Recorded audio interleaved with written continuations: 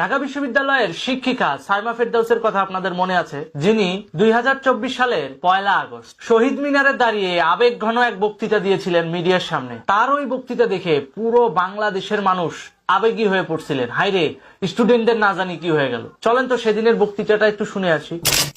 অভিশাপ আসমান কাঁপে, আপনাদের কাঁপে না? তার কাঁপে না? অভিশাপের ভয় হয় না? যে বক্তৃতা দেখে মানুষ আবেগী হয়ে পড়ছিল, আপনারাও আবেগী হয়েছেন এবং তার এই চোখের পানি কান্না দেখে আমরাও আবেগী হয়ে পড়ছিলাম ওই সময়। আর কত আর কত আর কত আর কত আর কত, যতক্ষণ পয়সার জোর আছে ততক্ষণ। কারণ শুরুটা তো শেখ হাসিনা করে নাই, শুরুটা তো আপনারা করছেন। আর কত, এইটার উত্তরটা আপনারাই ভালো দিতে পারবেন, এই শিক্ষিকাই ভালো দিতে পারতো। যারা এখনো ঘরে আছেন তারাও জানেন আর কতদিন ভয় পাবেন। ভয়েই থাকেন। একটা মারবেন 10টা আসবো, 10টা মারবেন লক্ষ আসবো। একটা মারবেন 10টা আসবে, 10টা মারবেন লক্ষ আসবে, স্বাভাবিক আসবেনই তো। কারণ আপনাদেরকে যথেষ্ট পরিমাণ ফাইন্যান্স করা হয়েছে। পাবলিক বুঝা গেছে আমরা নেতারা যে কত বড় খাঙ্কির পোলা। একটা মারবেন 10টা আসবো, 10টা মারবেন লক্ষ আসবো। ওই অনুযায়ী যদি পয়সা পাওয়া যায় তা আসবেই তো। যেখানে বাঙালি ভোটের রাজনীতিতে এক কাপ চাই বিক্রি হয়, সেখানে যদি পার হেড 5,000 করে দেওয়া যায় বস্তিবাসীর, অটোমেটিক আসবে। এবং সেটাই তো আপনারা করছেন। আর এজন্যই ফিউচারে আওয়ামী লীগ যেন প্রতি বিপ্লব না করতে পারে, সেজন্য বস্তি পোড়াচ্ছেন। সেটা আমরা বুঝি না? চলেন তো গতকালকে যে বস্তিতে আগুন দেওয়া হয়েছে সেটার একটা ফুটেজ দেখে আসি। রাজধানী করাইল বস্তিতেও আগুনে পড়েছে 100-র বেশি ঘর। তবে শুক্রবার রাতে লাগা সেই আগুনে ঘটেনি প্রাণহানি। আমি নিঃস্ব হয়ে গেছি, আমার কিচ্ছু নাই। আমার স্বামী হলো ড্রাইভার। অনেক কষ্টের বিনিময়ে দেনাফেনা করে আমরা গাড়িটা কিনছি যেন 4টা ডাল ভাত খাইতে পারি, কিন্তু আমার তো সবই শেষ হয়ে গেল ভাই। পুরোটা ঋণ করা।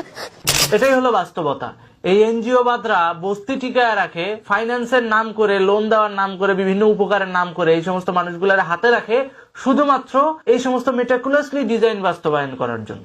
এখন যদি আওয়ামী লীগ সরকার টাকা দিয়ে আবার পুনরায় এখানে প্রতি বিপ্লব ঘটানোর চেষ্টা করে, তখন এই সমস্ত জনগোষ্ঠী যেন সহযোগিতা না করে, সেজন্যই বস্তি পুরানো হচ্ছে। মেটাকুলাসলি নয়া ডিজাইন, 2য় অধ্যায়ের ডিজাইন এটা।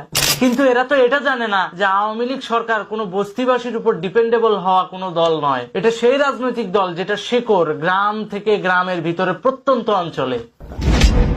আওয়ামী লীগ সম্পর্কে বিন্দু মাত্র যদি জ্ঞান থাকতো তাহলে এরা এই বস্তিতে আগুন দিত না। আগুন দিছে তো দিছে, সেটাকে আবার দুর্ঘটনার মোড়কে সংবাদও করে ফেলছে। তো এই হচ্ছে এনজিও বাদের নতুন রাজনীতি। বস্তি পূর্বে আবার এই লোকজনগুলো আবার লোন চাইবে, আবার লোন দিবে, আবার গুড রিলেশন, আবার এদেরকে ব্যবহার করবে।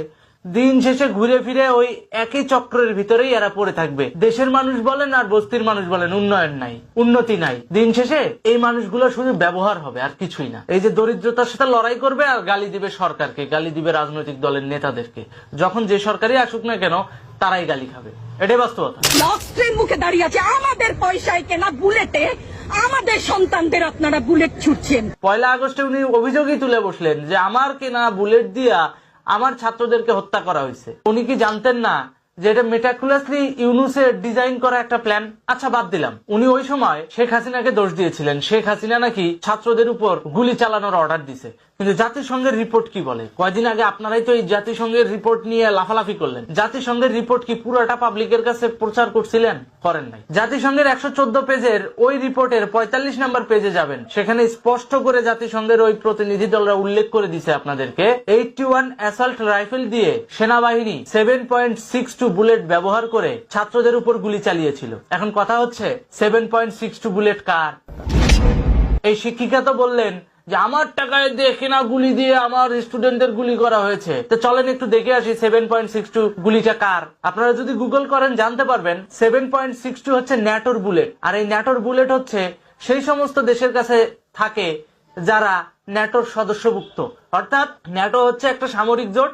এই ন্যাটো সামরিক জোটভুক্ত দেশগুলোর কাছেই এই 7.62 বুলেট আছে। যেখানে সেনাবাহিনীর অস্ত্রে 5.4 mm বুলেট ইউজ হয়, সেখানে 7.62 বুলেট আসলো কোথা থেকে? 7.62 বুলেট তো ন্যাটোর বুলেট। আর ন্যাটোভুক্ত দেশ তো পাকিস্তান, আমাদের পার্শ্ববর্তী দেশ হিসেবে। তাহলে পাকিস্তানের বুলেট বাংলাদেশে কারা ঢুকাইলো, কিভাবে ঢুকাইলো? এটাও তো মেটাকুলাসলি ডিজাইনের অংশ। তাহলে এই শিক্ষিকা কিভাবে বলে যে আমার কেনা বুলেট দিয়ে আমার স্টুডেন্টদের গুলি করে মারা হয়েছে? হাই হাই, আমি অভিভাবকদের কি বিচার দেব? তিনি আবার এটা কানতে কানতে বলছে ওই দিন 1 আগস্টের দিন। ওদের সন্তানকে মানুষ করার জন্য আমাদের কাছে শিক্ষকদের কাছে পাঠিয়েছিল, কি জবাব দিব? আমার তো কোনো মুখ নাই, আমি শিক্ষক, আমার ভাষা নাই, তাদের কাছে হাত জোর করে মাপ চাই, নিরাপত্তা দিতে পারি নাই। তাহলে এখন কি উনি চোখে টিনের চশমা দিয়ে বসে আছে নাকি উনি প্রযুক্তি কানা, কোনটা? উনি কি একটাবার গুগল সার্চ করে দেখতে পারে নাই যে 7.62 বুলেটটা কোন দেশের বুলেট, কারা ইউজ করে, কিভাবে আসলো বাংলাদেশে? একটাবার জিজ্ঞাসা করছেন উনি কাউকে? কিংবা মিডিয়াকে বলছে যে আমি এটা জানতে চাই 7.62 বুলেট কাদের বুলেট? তো বোঝাই যাচ্ছে 29 মিলিয়নের কিছুটা অংশ তো তার পকেটেও ঢুকছে। এই জন্যই তিনি সরাসরি শহীদ মিনারে যায় নেকা কান্না কাটছে। এই মহিলার কাছে একেবারে অভিনেত্রী সুচরিতাও ফেল। হাঙ্গর নদী গ্রেনেড সিনেমার কথা তো আপনাদের মনে আছে, সেখানে সুচরিতা ঠিক যেভাবে অভিনয় করছেন, উনিও 1 আগস্ট 2024 সালে শহীদ মিনারে দাঁড়িয়ে সেম অভিনয়টা করছেন। কিন্তু তার এই আবেগ, তার এই কান্না আমেরিকান ডলারে কেনা ছিল। এখন বলতে পারতেন যে কিভাবে বলতেছে এই কথা। গত রাতে ডোনাল্ড ট্রাম্প ওপেনলি এই সমস্ত টাকা নেওয়ার যে তথ্য, চেকের মাধ্যমে যে টাকা নিছে সেটার ব্যাপারে তথ্য ফাঁস করে দিয়েছে। Anytime you have no idea what we're talking about, that means there's a kickback, because nobody has any idea what's going on there. $29 million to strengthen the political landscape in Bangladesh. Donald Trump যেভাবে তথ্য ফাঁস করে দিছে, এই বিষয়টা প্রকাশ হওয়ার পর বাংলাদেশের মিডিয়াগুলো রীতিমতো চুপ হয়ে আছে। তারা চুপ হয়ে আছে এই কারণে যে পাকিস্তান থেকে এখনো পর্যন্ত তাদের কাছে কোনো প্রেসক্রিপশন আসে নাই। তারা অপেক্ষা করছে কখন পাকিস্তান থেকে প্রেসক্রিপশন আসবে এবং সেই ডাইরেকশনে মানুষকে বুঝাবে। কারণ যুদ্ধের পরিস্থিতি তৈরি তো করতে হবে, কারণ রিজিম চেঞ্জ হয়েছে আমেরিকায়, সেই অনুযায়ী বাংলাদেশের পলিটিক্যাল চেঞ্জ তো এখনো হয় নাই। ভারতের সাথে যেন যুদ্ধ লাগে এই ব্যবসাটা বাস্তবায়ন তো করতে হবে, কারণ এটা তো যুদ্ধবাজ যে অস্ত্র ব্যবসায়ী তাদেরই প্রেসক্রিপশন। সেই অনুযায়ী পাকিস্তান কাজ করছে, পাকিস্তানের আইএসআই কাজ করছে পাকিস্তানে বসে। এবং আমার দেশ থেকে ইতিমধ্যে পাকিস্তানে 10 জন জার্নালিস্ট ভ্রমণ করেছেন। কালচারাল এক্সচেঞ্জের নামে পাকিস্তানে 10 জন সাংবাদিককে নিয়ে যাওয়া হয়েছে। কোন ডাইরেকশনে কিভাবে এই যে রিজিম চেঞ্জের এই ফর্মুলাগুলো মানুষের মাথায় ঢুকাবে, মানুষের মাথায় প্রমোট করবে, কোন ডাইরেকশনে কোন পদ্ধতিতে নিউজ করলে ওদের ফেভারে নিউজটা যাবে, এই টোটাল প্রশিক্ষণ দেওয়ার জন্য ইতিমধ্যে পাকিস্তানের 10 জন সিনিয়র জার্নালিস্ট চলে গেছে। আর এই জন্যই আমরা এখনো পর্যন্ত ডোনাল্ড ট্রাম্পের ফাঁস হওয়া এই সমস্ত নথির ব্যাপারে কোন নিউজ বাংলাদেশের এই আতেল মিডিয়াদের কাছে পাইনি। আপনাদেরকে এক এক করে পরিচয় করিয়ে দিতে চাই কোন 10 জন মানুষ পাকিস্তানে ইতিমধ্যে এই প্রেসক্রিপশন নেওয়ার জন্য গিয়েছে। তাহলে চলুন দেখে আসি কোন সেই 10 জন সাংবাদিক। প্রথমেই আছে MD Ayub Bhuiya, general secretary, news editor, national press club, BSS বলতে Bangladesh Sangbad Sangstha. Muktadir Rashid Romeo, social media influencer, special correspondent, Bangla Outlook. 3 নম্বরে আছে হচ্ছে Parimal Palma, diplomatic correspondent, the Daily Star. Mrs Jannatul Tajri Trisha, sub editor, the Business Standard. Haque Faruk Ahmed, correspondent, daily Jugantor.